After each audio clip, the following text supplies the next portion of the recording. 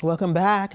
We continue our discussion about voices in the media with Danielle Johnson. She's the first Black woman in Boston to own an all-digital radio station, Spark FM, and James Hills, host of Java with Jimmy, an online talk show. How are you both today? I'm doing well. So Congresswoman Shirley Chisholm famously said, if they don't give you a seat at the table, you better bring your own folding chair, right? Danielle, you built your own table, if you will, yes, with Spark FM.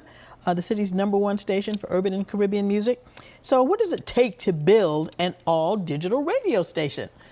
Relationships. It takes relationships, it takes resiliency, and it takes passion for wanting to carry out this work, and really kind of be a voice of our people, voice of the community, and make sure that we are diversifying what we're talking about, what we're doing, and how we show up into the city. And not listen to the word no. Exactly. We don't like that word over here.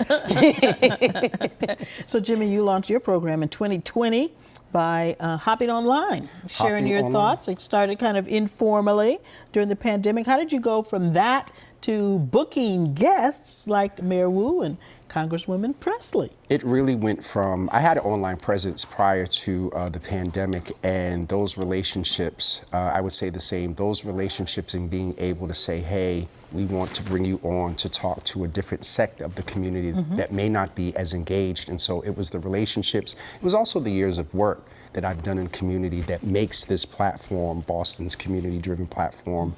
2020 is a culmination of years of being in community. You were the board president at Roxcomp when I was a youth worker. And so that goes back just a couple of years. And even before that, I was on WILD radio. Yes. Also, So I started where you all are now. absolutely. So there's hope for us. There's continuing. Okay. There's a time continuing. But Jimmy, talk about how you built trust in the community, and what does it mean to be a trusted voice? That last part, still 3.5 years later, just gives me the chills, because to be a trusted voice, you need to be accurate. You need to be committed to getting the right information out to the community. And so that trusted voice, I'll go back to the years of serving in the community, violence prevention, working for Mayor Menino, working in medicine, which made me apt to ask those questions during COVID. Working in government made me apt to engage with policymakers. And so it grew from the iPhone on March 24th to this budding platform by the relationships and by just having real conversations. And the #1 thing is, even though they're politicians and electeds or whatever, I really try to bring out their humanity. Yes. At the end of the day, they are a human that live and breathe and bleed just like we do. Get We may beyond not the always shield. agree. Get beyond the shield. We may not always agree. You know, Danielle, radio's changed a lot. I just mentioned I started at WILD radio. You know, it's hard for artists to get airplay on mainstream radio. We can talk a long time about the iHeartRadio playlist and, you know, what gets played only on the big radio stations. But how do you highlight new local musicians? Through playing their music, asking them. Oftentimes these local artists or Boston-based artists are just kind of hungry and looking for platforms that will play for their their music. And what we're trying to do with Spark FM is to give them that platform to get their music on.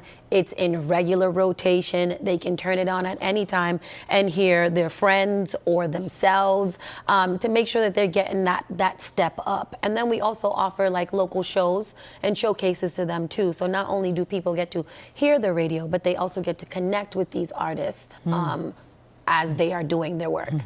Now, Spark FM is always out in the community. Yes. Why is it important for you to be at community events all the time?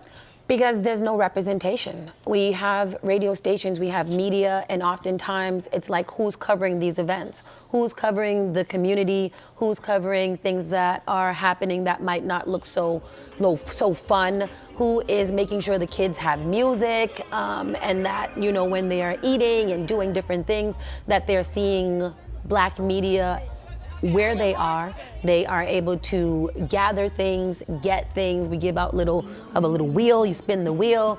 Before we do that, we make sure that their parents sign our subscription list so that they can stay in tune. And then that way we are invited to so many places to the point we have to get 2 tents now so that we can split up our time to make sure that we're covering everything that's going on in the community. Now, how many hours a day are you on the air? We are 24/7. Great. 24/7. How many hours a day are you on the air? I'm on for 2.5 in the morning. So I do the morning show to make sure that we get the news, the business out of the way, and kind of put a really fun spin on news that we are usually hearing from local to national all the way to entertainment. So we're halfway into the NAACP convention. What are you doing down at the hub?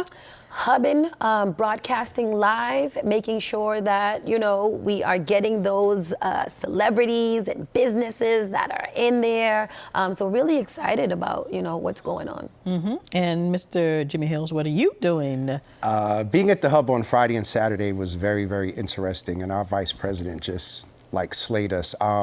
In collaboration with the NAACP in the city of Boston, tonight at 5 p.m., I'm also directing the mayor's Gospel Fest Community Choir. So along with running my mouth over Java, I guess I sing over Java as well.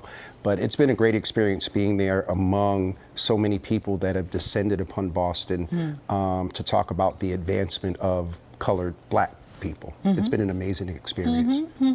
Couple of kick off some words about how you feel about the NAACP being here. Just a few words. Excited, hopeful, and sustainability is in my head as well, because post-convention, what's the impact, economic, that's right, and all the policy impact? Okay, a couple of words from you, Danielle. Inspired and excited as well. It's been 40 years since the convention has been, so it was, a good thing to have it here in a city like Boston. Yeah, that's right. Okay, it's all good. All right. All good. Danielle Johnson and James Hills, I want to thank you both for joining us. The second annual Spark the Block Culture Festival is happening on Sunday, September 3rd.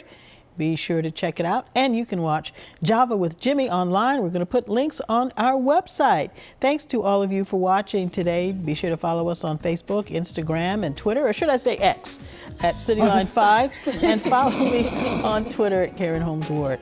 Have a good afternoon. Bye-bye.